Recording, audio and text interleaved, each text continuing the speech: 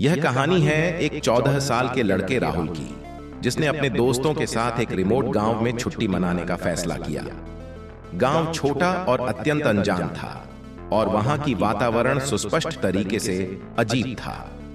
रात के समय उन्होंने एक पुराने बंद होने वाले हवेली के पास एक डरावनी कवच चित्र देखा, जिसमें एक सुंदर स्त्री का चित्र था।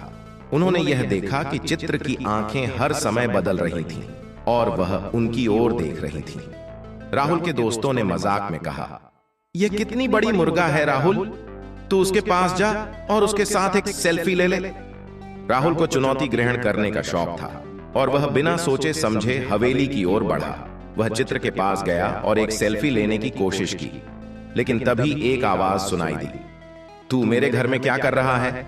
राहुल के हृदय की धड़कन तेज हो गई और वह पीछे मुड़कर देखा, लेकिन कोई नहीं था। वह धीरे धीरे बड़े कमरे की ओर बढ़ा और वहां उसके सामने वो सुंदर स्त्री का चित्र था, जिसकी आंखें अब भी हर समय बदल रही थीं। चित्र के पास जाने पर वह खुद को बंद कर लिया और दरवाजा खुद बच गया।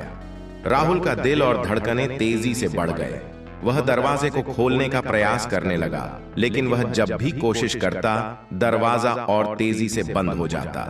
इसके बाद उसने चित्र की ओर फिर से देखा और देखा कि स्त्री के होंठों से खून बह रहा था और उसकी आंखें बदल गई थीं। वह चित्र के साथ एक ही हो गया और अचानक से डरावनी हंसी के साथ बोली, अब तू मेरे साथ है। राहुल की चीखें गांव के हर कोने में सुनाई दीं, लेकिन कोई नहीं आया।